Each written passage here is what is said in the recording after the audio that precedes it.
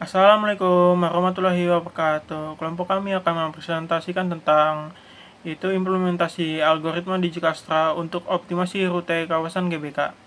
Nama saya Muhammad Rifki dan teman saya itu Frans Aulera Hutapea. Di sini masalah utama yang kami angkat adalah kemacetan lalu lintas di kawasan GBK, khususnya saat ada acara besar seperti pertandingan olahraga. Contohnya, pertandingan timnas Indonesia melawan Australia sering menyebabkan peningkatan volume kendaraan yang signifikan di jalan-jalan utama seperti Sudirman, Gatot Subroto, dan Gerbang Pemuda. Kemacetan di Jakarta ini merupakan isu harian yang kompleks walaupun terdapat berbagai pilihan. Transportasi umum seperti MRT, LRT, dan Transjakarta. Ketergantungan masyarakat pada kendaraan pribadi serta kapasitas jalan yang terbatas memperparah situasi. Kami memilih algoritma Digicastra sebagai solusi untuk masalah ini. Algoritma Digicastra adalah metode yang digunakan untuk menentukan jalur terpendek pada graf berbobot non-negatif. Prinsipnya bekerja dengan mencari jalur dengan bobot terkecil secara iteratif untuk mencapai solusi optimal. Dalam penelitian kami, algoritma ini diterapkan untuk membantu menemukan jalur tercepat di kawasan GBK yang diharapkan dapat menghemat waktu dan biaya perjalanan. Selain itu, algoritma ini juga sering digunakan pada sektor kesehatan dan pariwisata untuk memastikan efisiensi layanan dan perjalanan. Penelitian sebelumnya menunjukkan bahwa algoritma Digicastra relevan untuk optimasi rute. Contoh penelitian di Temanggung berhasil menggunakan algoritma ini untuk membantu wisatawan menemukan rute tercepat ke destinasi wisata. Selain itu, algoritma ini juga diterapkan untuk optimasi rute menuju fasilitas kesehatan dengan memproses graf berbobot positif. Algoritma ini memberikan hasil yang cepat dan efisien untuk mencapai lokasi dengan bobot terkecil. Di sini saya akan menjelaskan implementasi. Yang pertama ada fungsi Dijkstra digunakan untuk mencari jalur terpendek dari simpul awal ke semua simpul lainnya. Dalam graf berbobot, fungsi menerima graf dalam bentuk dictionary dan simpul awal, lalu menggunakan priority queue untuk memproses simpul berdasarkan jarak terpendek. Variabel distance mencatat jarak terpendek, sementara previous nodes melacak jalur.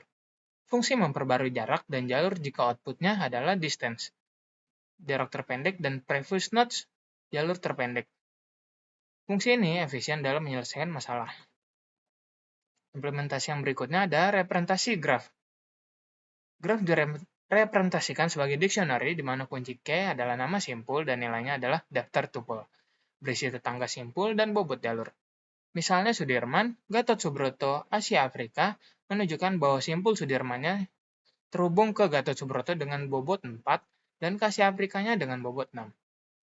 Yang fungsi berikutnya ada fungsi merekonstruksi jalur terpendek dari simpul tujuan ke simpul awal. Menggunakan previous nodes dengan menelusuri simpul sebelumnya.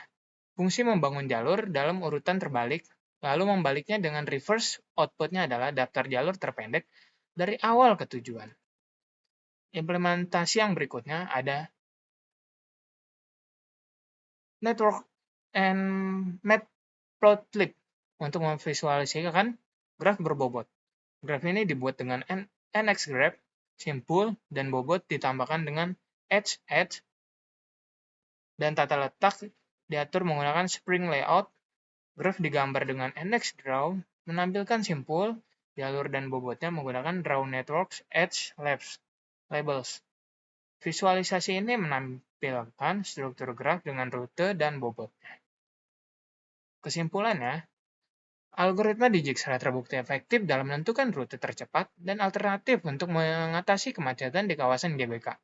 Dengan memanfaatkan data real-time, algoritma ini dapat diintegrasikan ke dalam sistem navigasi dan manajemen lalu lintas pintar untuk meningkatkan mobilitas di kawasan perkotaan.